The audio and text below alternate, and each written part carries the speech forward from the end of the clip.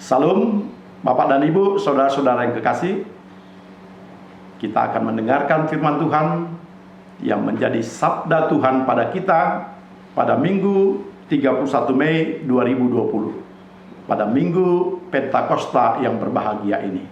Bapak dan Ibu, sebelum kita mendengarkan firman Tuhan, mari kita berdoa. Bapa kami yang di sorga, Bapa kami di dalam nama Tuhan Yesus Kristus dan Roh Kudus, kami bersyukur kepada Tuhan yang telah memberikan kepada kami waktu dan kesempatan untuk kami boleh beribadah kepada Tuhan dan mendengarkan sabda-Mu. Ya Tuhan, berilah kami hikmat bijaksana. Curahkanlah Roh Kudus-Mu kepada kami, baik kepada hamba-Mu yang akan menyampaikan firman Tuhan, demikian juga dengan semua umat-Mu yang mendengarkan sabda-Mu. Kiranya kami diberkati, dikuatkan, dan diteguhkan. Di dalam nama Tuhan Yesus Kristus kami berdoa dan bersyukur kepada-Mu saja. Amin. Salam Bapak dan Ibu, saudara-saudara. Firman Tuhan yang menjadi renungan bagi kita pada Minggu 31 Mei 2020 ini, pada Minggu Pentakosta yang berbahagia ini, diberikan kepada kita dari kitab Kisah Para Rasul pasal 2 ayat 1 sampai dengan 21. Bapak Ibu, saudara-saudara, firman Tuhan dapat kita membaca dan dapat kita buka Alkitab kita masing-masing. Bapak Ibu, saudara-saudara, yang menjadi tema pada hari ini adalah Pentakosta, nyali penginjilan. Pernah ada satu kisah yang mengkisahkan tentang seekor tikus. Suatu ketika tikus pergi keluar dari sarangnya. Tikus ini mau cari makan, merayap, mengendap-endap dari sarangnya, dari tempat persembunyiannya. Ketika dia hampir mendekati makanan itu, tiba-tiba datang seekor kucing dan menyergap dia. Nyaris sang tikus itu diterkam. Tikus itu gemetaran, kembali ke lubang persembunyiannya.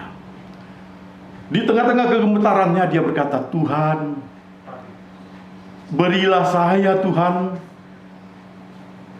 untuk saya bisa seperti kucing, agar saya dapat berani, dapat gagah, dan tidak takut terhadap gangguan apa-apa."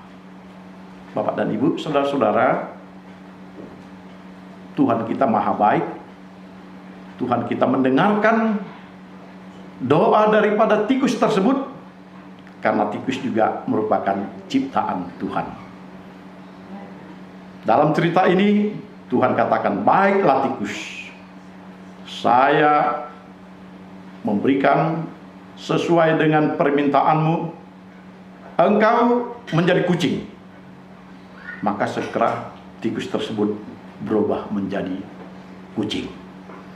Bapak dan Ibu, saudara-saudara, dengan sangat arogannya, dengan sangat sombongnya, tikus yang sudah berubah menjadi kucing tersebut melenggak-lenggokkan ekornya, berjalan keluar rumah tersebut. Dan dia tidak takut, karena dia berpikir, "Saya bukanlah seekor tikus, saya kucing, dan saya punya sesuatu yang berbeda penampilan daripada tikus itu." Tapi tiba-tiba Bapak dan Ibu, terlihatlah seekor anjing. Anjing ini begitu melihat kucing tersebut, langsung mengejarnya, dan nyaris si kucing itu dapat diraih oleh anjing yang besar itu. Bapak dan Ibu, saudara-saudara, si kucing ini gemetaran, dan di tengah-tengah situasi ketakutannya itu dia juga berkata, "Tuhan, Aku minta kepadamu Tuhan, jadikanlah aku menjadi anjing. Sebab anjing tersebut gagah dan luar biasa, hebat. Saya sebagai kucing ketakutan. Bapak dan Ibu, sekali lagi Tuhan mendengarkan doanya dan mengabulkan si kucing berubah menjadi anjing. Bapak dan Ibu, maka kesombongan si kucing yang telah berubah menjadi anjing ini semakin menjadi-jadi. Dia bukan hanya keluar rumah di antara rumah-rumah penduduk, tetapi juga dia pergi sampai ke dalam hutan. Tiba-tiba dari dalam hutan muncullah seekor harimau yang besar dan mengejar dia. Dan nyaris dia dapat diterkam oleh harimau. Syukur anjing itu lari dengan sangat kencangnya dan berhasil menyelamatkan diri, masuk kembali ke pedesaan di tempat di mana dia berada. Bapak dan Ibu, di tengah-tengah ketakutannya, si anjing berkata, Tuhan, sekali lagi saya minta kepadamu, ubahlah saya supaya saya menjadi harimau. Bapak dan Ibu, kali ini Tuhan berkata kepada si anjing, hai anjing, bukan soal perubahan daripada tubuhmu, yang penting di dalam dirimu. Sekalipun engkau kuubah menjadi harimau, engkau tetap akan menjadi binatang sebesar apapun yang kau ingini, tetapi engkau tetap akan ketakutan. Masih banyak lagi orang yang akan memburu engkau. Engkau mungkin akan diburu manusia. Manusia yang memakai senapang dan perlengkapan senjata yang luar biasa. Dan engkau akan ketakutan. Hai anjing, engkau yang telah berubah dari kucing, engkau yang telah berubah dari tikus, sekarang yang kau tidak punya adalah nyali. Nyali kau tidak punya. Bukan persoalan tubuhmu, bukan persoalan keberadaanmu, bukan soal keadaan bentukmu, tetapi nyali kau tidak punya. Kalau kau punya nyali, sekalipun engkau tetap tikus, engkau akan berani. Sekalipun engkau seekor kucing, engkau akan berani. Sekalipun engkau seekor anjing, engkau berani. Kau tidak punya nyali, sehingga kau tidak mampu melakukan sesuai dengan tugas-tugasmu, sesuai dengan kodratmu, sesuai dengan keadaanmu. Bapak dan Ibu, saudara-saudara, inilah Pentakosta yang sebetulnya adalah memberikan kepada kita keberanian, memberikan kepada kita nyali, memberikan kepada kita untuk kita mampu melakukan tugas-tugas kita. Dikatakan di dalam Kisah Para Rasul pasal 2 ayat yang pertama, ketika orang-orang percaya itu berkumpul di satu tempat, tiba-tiba turunlah dari langit suatu bunyi seperti tiupan angin keras dan memenuhi seluruh rumah di mana mereka duduk, dan tampaklah kepada mereka lidah-lidah seperti nyala api yang bertebaran dan hinggap pada mereka masing-masing. Ini adalah pemberian Allah, di mana mereka diberikan Roh Kudus. Pentakosta, pencurahan Roh Kudus itu memenuhi hati mereka, dan mereka mempunyai nyali, mempunyai keberanian.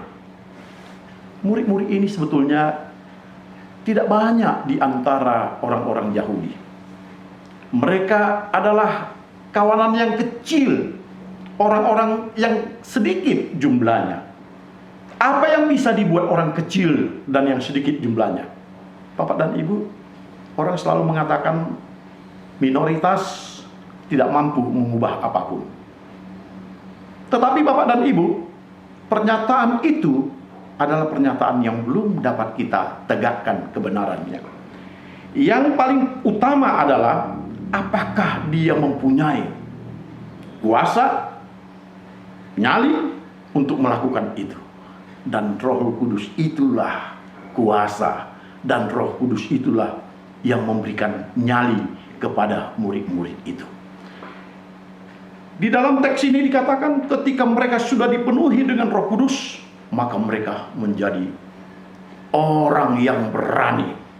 Mereka yang tadinya berkumpul di dalam rumah, mereka yang tadinya berkumpul bersembunyi ketakutan, sekarang mereka keluar dari rumah itu. Lalu mereka di tengah-tengah orang banyak di Yerusalem, orang-orang yang berada dari berbagai daerah, dari sekitar mereka menyaksikan kebenaran tentang firman Tuhan. Mereka memberitakan tentang Yesus. Mereka mengatakan Yesus itu adalah juru selamat.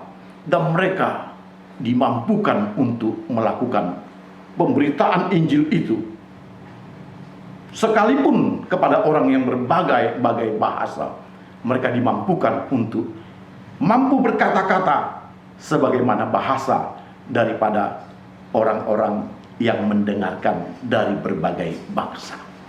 Bapak dan Ibu, saudara-saudara, Pentakosta, turunnya Roh Kudus, memberikan kepada kita kuasa untuk memberitakan firman Tuhan. Inilah yang saya katakan tadi, nyali. Orang-orang Kristen butuh nyali, butuh keberanian, butuh keluar dari tempat persembunyiannya, butuh keluar dan berada di tengah-tengah orang banyak untuk menyaksikan itu. Adakah nyali kita?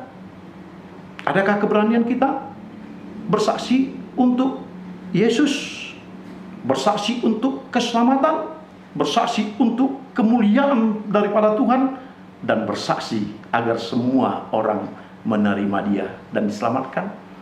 Bapak dan Ibu, nyali itu datang dari Tuhan kita.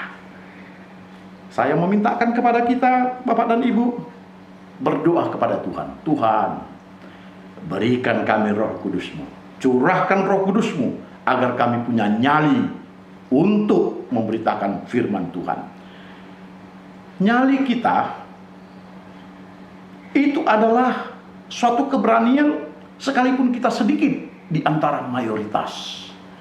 Itu adalah satu keyakinan di antara banyak orang yang mungkin tidak menerima Yesus itu, tetapi kita tetap berani untuk mengatakan kepada semua orang tentang Yesus yang menjadi juru selamat. Nyali kita perlukan, karena nyali itu yang memampukan kita untuk tidak takut memberitakan tentang Kristus.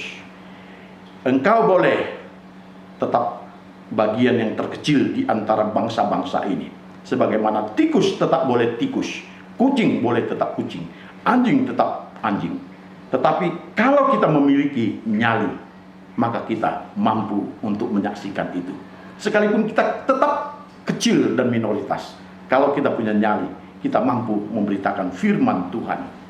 Bapak dan Ibu, maka Petrus bangkit berdiri dan ke-11 rasul itu. Mereka dengan suara nyaring menyerukan, "Hai kamu orang-orang Yahudi dan kamu yang semua tinggal di Yerusalem, ketahuilah dan camkan perkataanku ini." Mereka dipenuhi dengan kuasa Roh Kudus. Mereka dipenuhi dengan keberanian daripada Tuhan. Dan itulah sebabnya mereka berbicara tentang Kristus kepada semua orang dengan berbagai bahasa itu. Mereka tidak takut lagi terhadap ancaman orang Yahudi. Sekalipun orang-orang Yahudi yang ada di sana mengatakan mereka mabuk, karena mereka mendengarkan murid-murid ini berkata-kata kepada semua orang.